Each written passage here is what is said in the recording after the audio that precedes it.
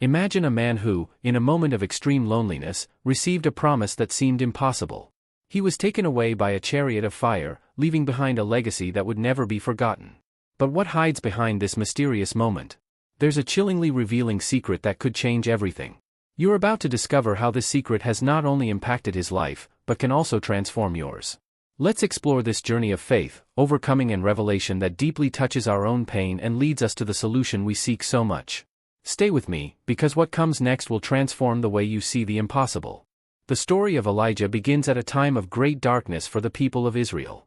The kingdom was divided, with the north falling into the hands of an evil king and a queen who brought with her a malignant influence.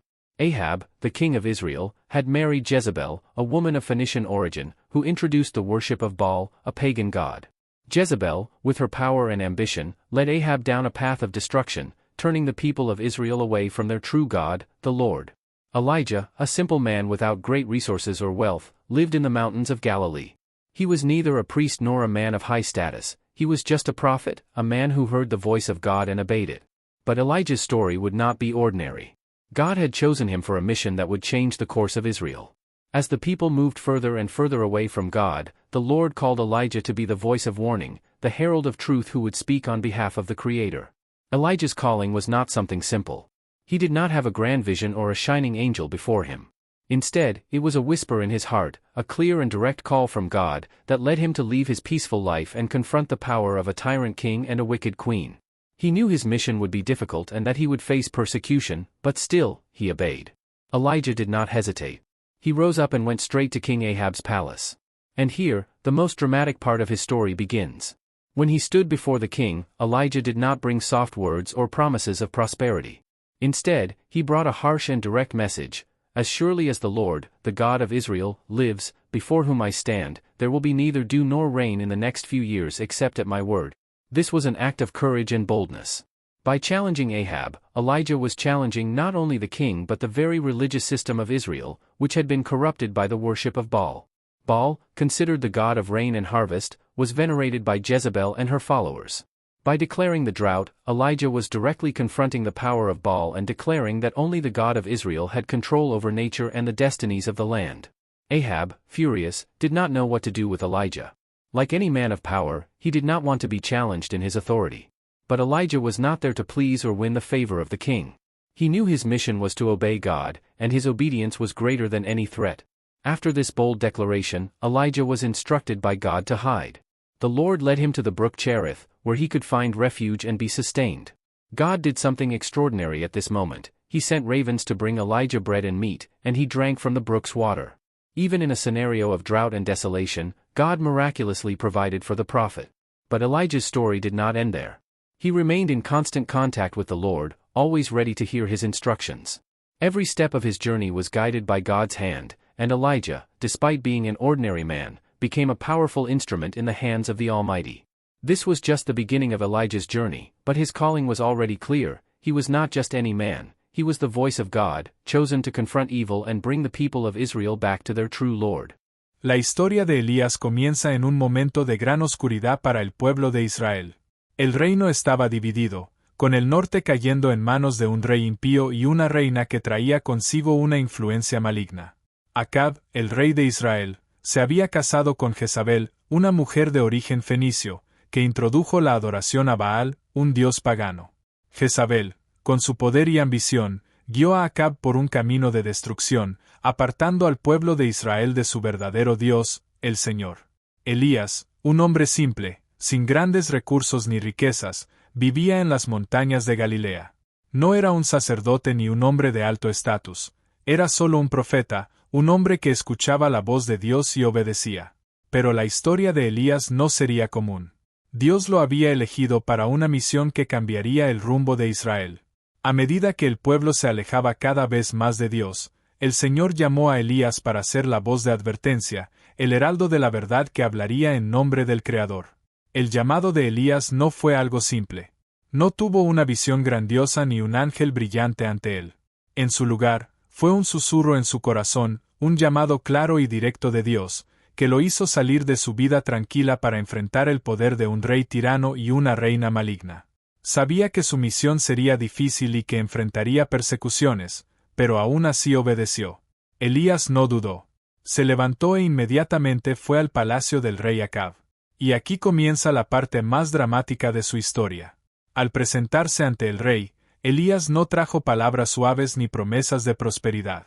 En su lugar, trajo un mensaje duro y directo. Tan cierto como vive el Señor, el Dios de Israel, delante de quien estoy, no habrá rocío ni lluvia en los próximos años, excepto por mi palabra. Este fue un acto de valentía y audacia.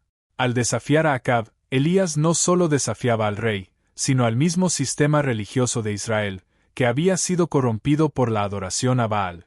Baal, considerado el dios de la lluvia y las cosechas, era venerado por Jezabel y sus seguidores. Al declarar la sequía, Elías estaba confrontando directamente el poder de Baal y afirmando que solo el Dios de Israel tenía el control sobre la naturaleza y los destinos de la tierra. Acab, furioso, no sabía qué hacer con Elías.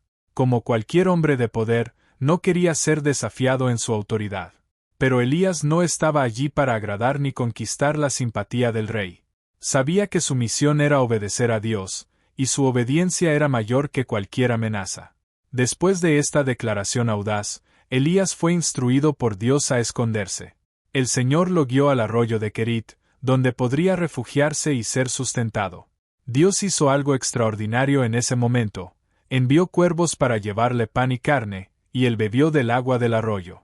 Incluso en un escenario de sequía y desolación, Dios proveyó milagrosamente para el profeta. Pero la historia de Elías no terminó allí. Él permaneció en contacto constante con el Señor, siempre listo para escuchar sus instrucciones. Cada paso de su viaje fue guiado por la mano de Dios, y Elías, a pesar de ser un hombre común, se convirtió en un instrumento poderoso en las manos del Todopoderoso. Este fue solo el comienzo del viaje de Elías, pero su llamado ya estaba claro. No era un hombre cualquiera, era la voz de Dios, elegido para confrontar el mal y devolver al pueblo de Israel a su verdadero Señor. La historia de Elías comienza en un momento de gran oscuridad para el pueblo de Israel. El reino estaba dividido, con el norte cayendo en manos de un rey impío y una reina que traía consigo una influencia maligna. Acab, el rey de Israel, se había casado con Jezabel, una mujer de origen fenicio, que introdujo la adoración a Baal, un dios pagano. Jezabel, con su poder y ambición, guió a Acab por un camino de destrucción, apartando al pueblo de Israel de su verdadero Dios, el Señor. Elías, un hombre simple, sin grandes recursos ni riquezas, vivía en las montañas de Galilea. No era un sacerdote ni un hombre de alto estatus, era solo un profeta, un hombre que escuchaba la voz de Dios y obedecía. Pero la historia de Elías no sería común. Dios lo había elegido para una misión que cambiaría el rumbo de Israel. A medida que el pueblo se alejaba cada vez más de Dios, el Señor llamó a Elías para ser la voz de advertencia, el heraldo de la verdad que hablaría en nombre del Creador. El llamado de Elías no fue algo simple. No tuvo una visión grandiosa ni un ángel brillante ante él. En su lugar, fue un susurro en su corazón, un llamado claro y directo de Dios, que lo hizo salir de su vida tranquila para enfrentar el poder de un rey tirano y una reina maligna. Sabía que su misión sería difícil y que enfrentaría persecuciones, pero aún así obedeció. Elías no dudó. Se levantó e inmediatamente fue al palacio del rey Acab. Y aquí comienza la parte más dramática de su historia.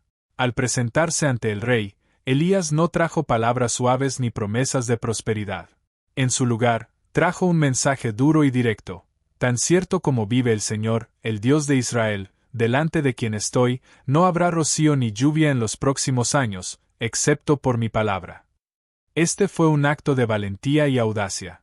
Al desafiar a Acab, Elías no solo desafiaba al rey, sino al mismo sistema religioso de Israel, que había sido corrompido por la adoración a Baal.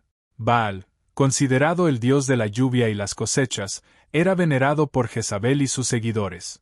Al declarar la sequía, Elías estaba confrontando directamente el poder de Baal y afirmando que solo el Dios de Israel tenía el control sobre la naturaleza y los destinos de la tierra. Acab, furioso, no sabía qué hacer con Elías. Como cualquier hombre de poder, no quería ser desafiado en su autoridad. Pero Elías no estaba allí para agradar ni conquistar la simpatía del rey. Sabía que su misión era obedecer a Dios, y su obediencia era mayor que cualquier amenaza. Después de esta declaración audaz, Elías fue instruido por Dios a esconderse. El Señor lo guió al arroyo de Kerit, donde podría refugiarse y ser sustentado. Dios hizo algo extraordinario en ese momento. Envió cuervos para llevarle pan y carne, y él bebió del agua del arroyo. Incluso en un escenario de sequía y desolación, Dios proveyó milagrosamente para el profeta. Pero la historia de Elías no terminó allí. Él permaneció en contacto constante con el Señor, siempre listo para escuchar sus instrucciones. Cada paso de su viaje fue guiado por la mano de Dios, y Elías, a pesar de ser un hombre común, se convirtió en un instrumento poderoso en las manos del Todopoderoso. Este fue solo el comienzo del viaje de Elías, pero su llamado ya estaba claro, no era un hombre cualquiera, era la voz de Dios, elegido para confrontar el mal y devolver al pueblo de Israel a su verdadero Señor. After a period of great drought, the brook where Elijah had been hiding dried up. The land was devastated by the lack of rain, and famine was spreading everywhere. God, who always guided Elijah with wisdom, said to him, "Get up, go to Zarephath, which belongs to Sidon, and stay there. I have commanded a widow there to provide for you." 1 Kings 17 verse 9. With these words, Elijah knew that his mission would take him outside of Israel, to a foreign city. Zarephath was located in a pagan region, but God, in his infinite wisdom, had already prepared everything. So, Elijah set out for this city, where the situation was not much different from what he had already experienced. The drought had affected even the most distant places, and suffering was widespread. When Elijah arrived at Zarephath, he saw a woman, a widow, gathering some sticks. Upon seeing her, he approached and asked for a little water to drink. She, who was probably so busy in her daily struggle for survival, complied with Elijah's request. But before she could leave, he made another request: "Please bring me a piece of bread as well." Here, the intensity of the story escalates. The woman, with a sad and tired look, turned to him and responded sincerely, "As surely as the Lord your God lives, I have no bread, only a handful of flour in a jar and a little oil in a jug, and I am gathering a few sticks to take home and make a meal for myself and my son, that we may eat it and die." 1 Kings 17 verse 12. This woman was living the pain of loss, and her last hope was the little bit of food that remained. The drought and famine had taken everything from her. She had already lost her husband and was now facing imminent death with her son. It seemed like the end. But Elijah, with the confidence and authority God had given him, responded in a surprising way. "Don't be afraid, go home and do as you have said. But first make a small cake of bread for me from what you have and bring it to me, and then make something for yourself and your son. For this is what the Lord, the God of Israel, says, the jar of flour will not be used up and the jug of oil will not run dry until the day the Lord sends rain on the land." 1 Kings 17 verses 13 to 14. This promise seemed impossible. She knew that the little she had would not be enough to feed herself or her son. But something in Elijah made her believe. She made a difficult, yet courageous decision. Instead of giving in to despair, she followed Elijah's guidance. She did what he asked, prepared the bread, and gave it to him. And, as God promised, the miracle happened. The jar of flour was not used up, and the jug of oil did not run dry. Throughout the entire period of the drought, the widow, her son, and Elijah were all fed. God proved his faithfulness and generosity in an extraordinary way. Every day, there was enough for everyone. The woman not only survived the famine but experienced God's goodness in her home, where she least expected it. This miracle was not just an act of material provision. It was a testimony to the power of God, who cares even for the humblest and most needy.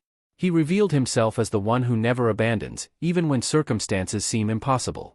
The widow of Zarephath experienced firsthand the care of a God who can do much with the little we have and who always keeps his promises. In a small town called Sarepta, there was a widow who faced great suffering. She was poor and lived with her only son. Her life had become a daily struggle to make ends meet, especially after the death of her husband. The pain of loss was still strong, but she continued to care for her son with all the love and dedication a mother could offer. However, an even greater tragedy was about to occur. The boy, who had been well until then, began to feel unwell, and his condition worsened quickly. The mother, desperate, watched her son collapse in her arms.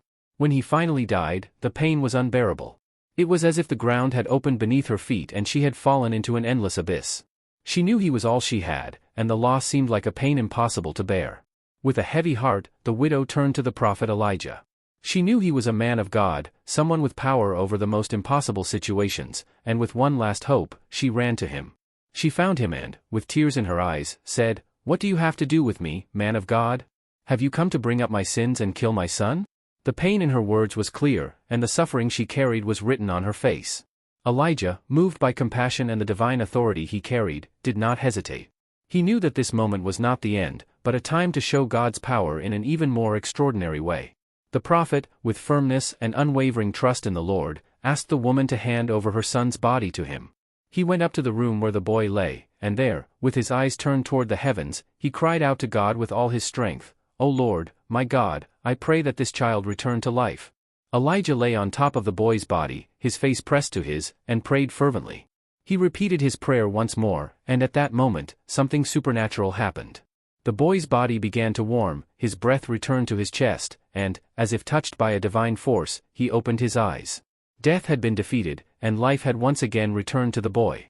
With great joy, Elijah took the boy in his arms and descended to the mother.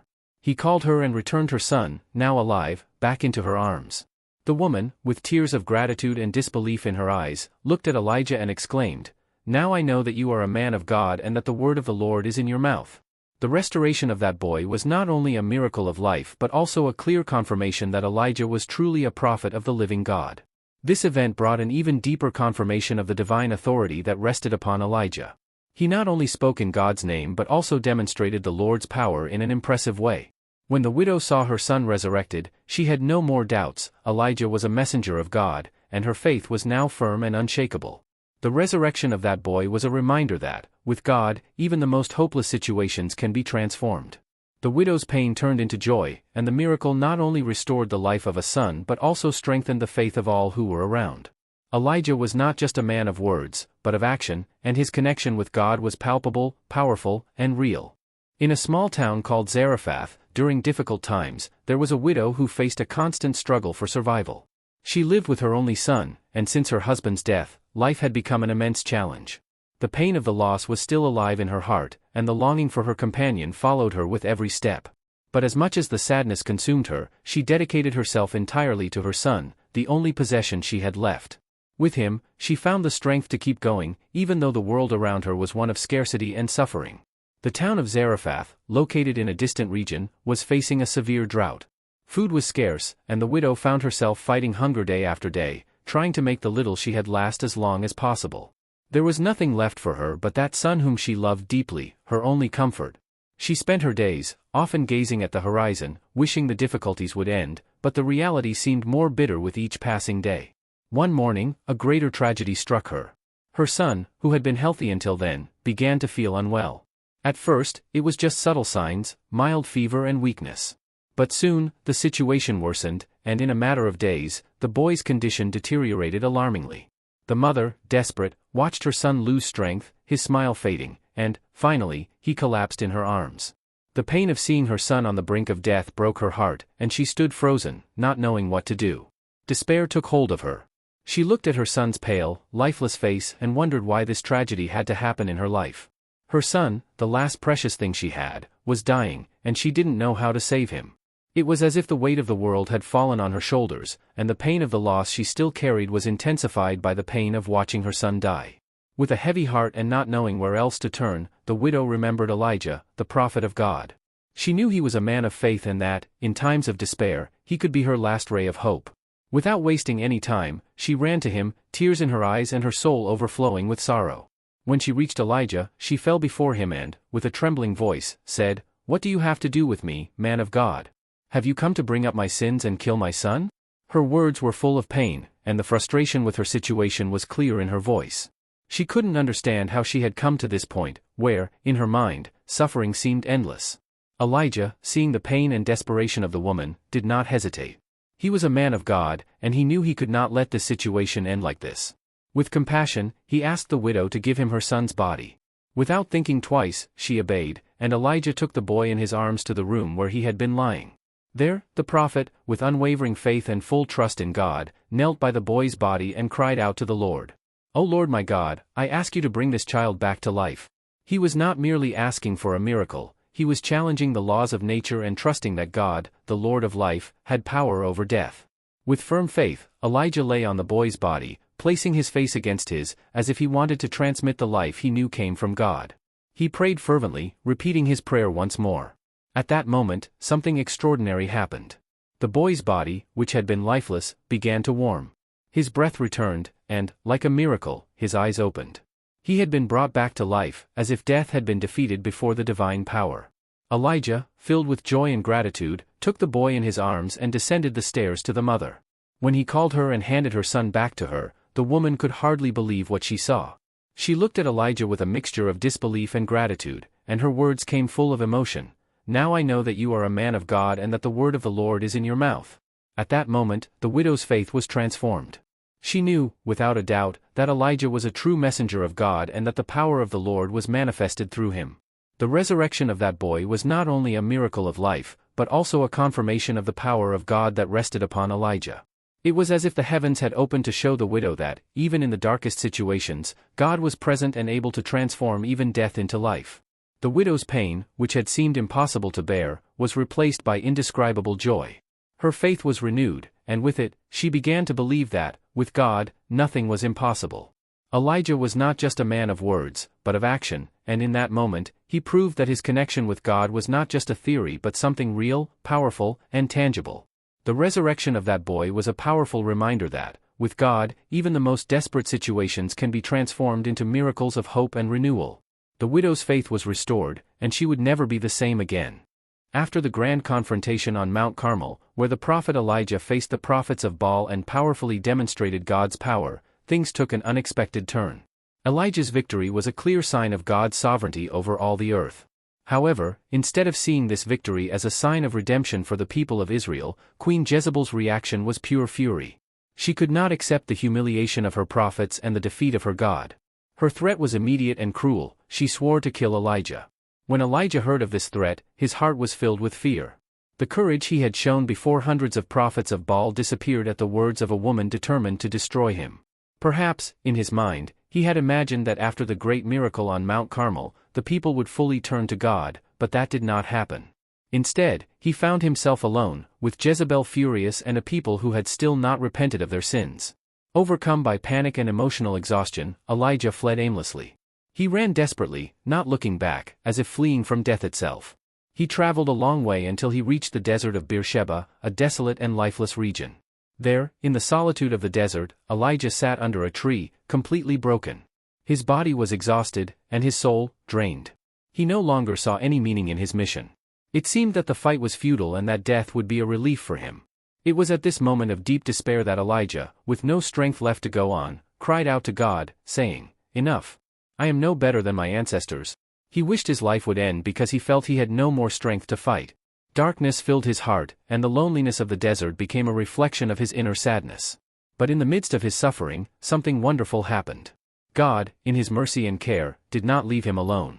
While Elijah was there, fallen and wishing for death, an angel appeared and touched him. The angel did not rebuke him, nor condemn him, but simply said, "Get up and eat." Elijah looked around and saw a jar of water and bread baked on hot stones, food prepared specifically for him. Without question, he ate and drank, and soon he fell back down, exhausted, but the angel did not leave him there. The angel appeared again and said, "Get up and eat, for the journey is too much for you."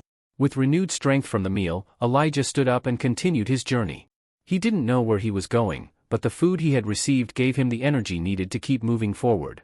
Elijah traveled for over 40 days and 40 nights, without stopping, until he reached a mountain called Horeb, the mountain of God. This was a sacred place where Moses had met God and received the 10 Commandments. When Elijah arrived there, he entered a cave to hide. There, in the solitude of the cave, God met him once again. God called Elijah and asked, "What are you doing here, Elijah?"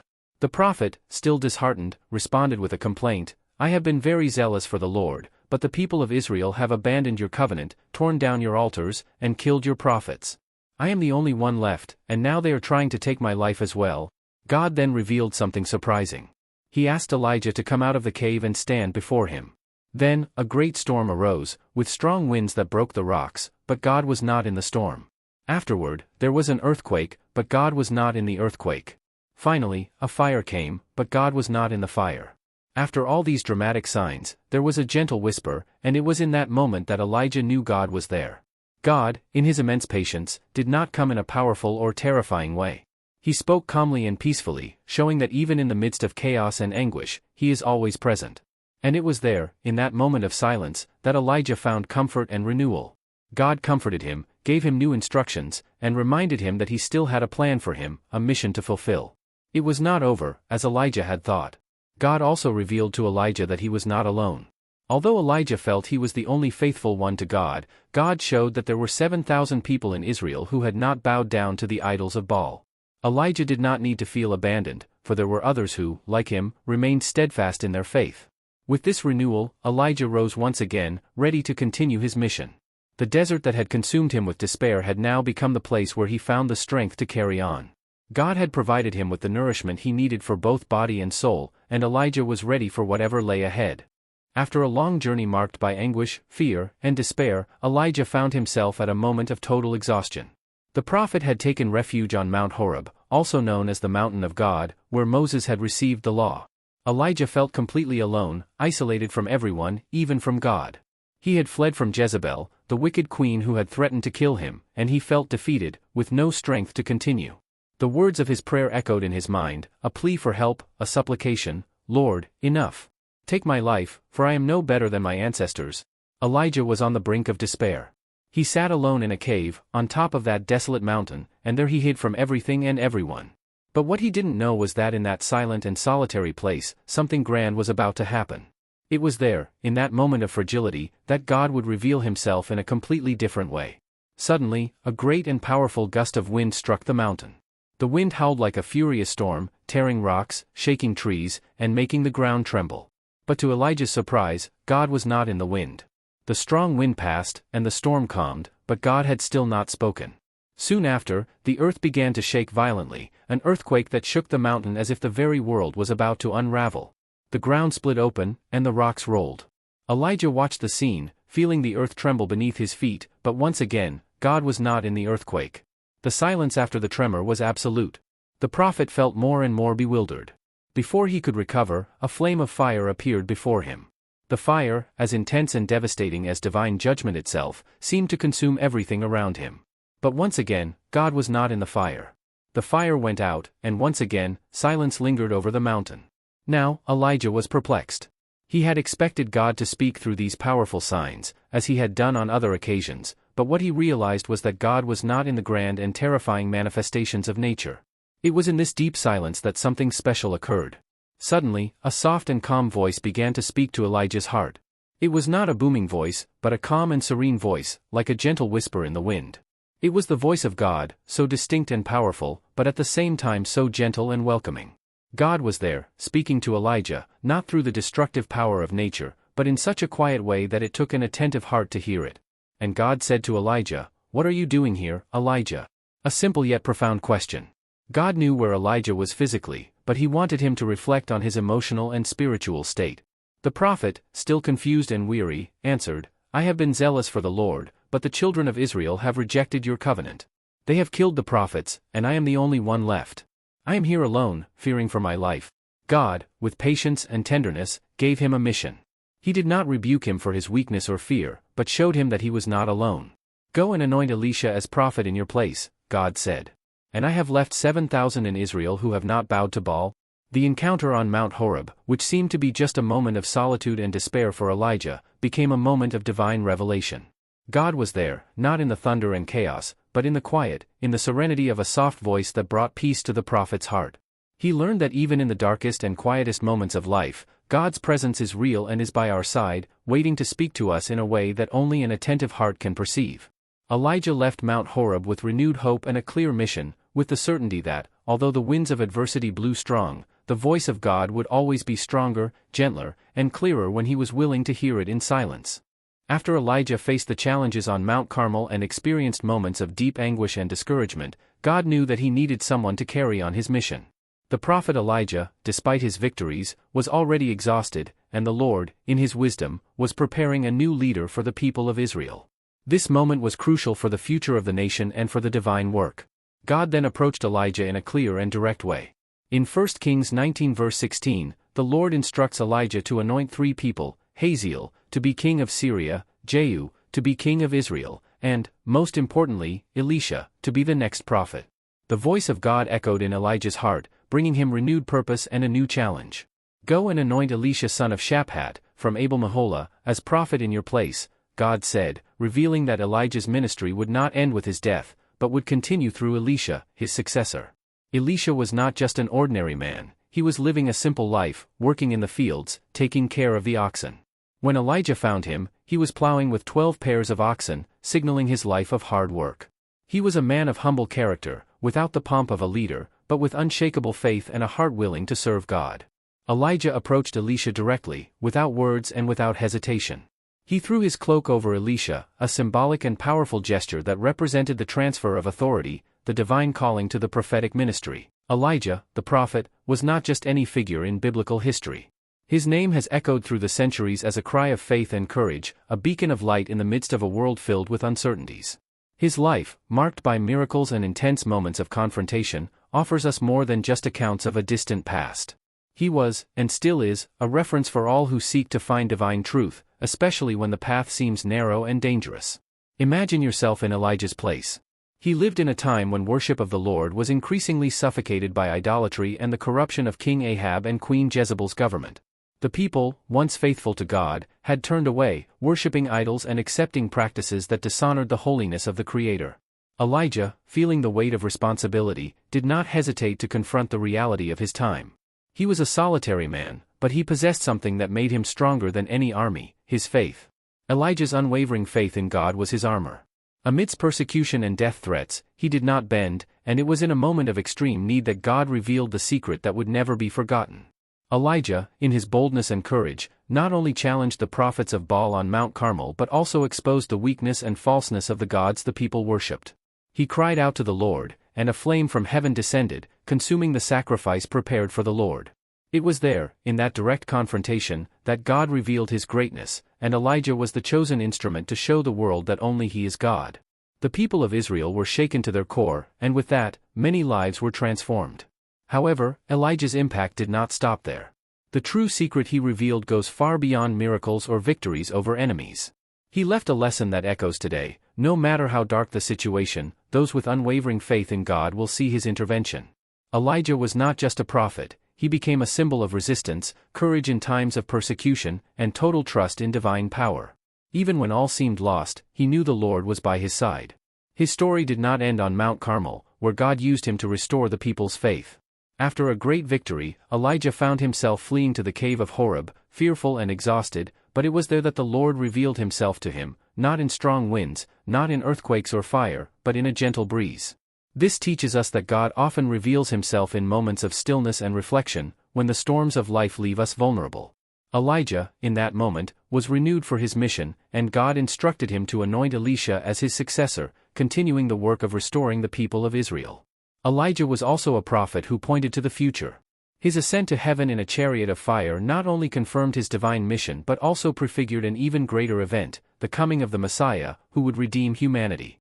In Matthew 17, on the Mount of Transfiguration, we see Elijah appearing alongside Moses, representing the law and the prophets, both witnessing the glory of Jesus.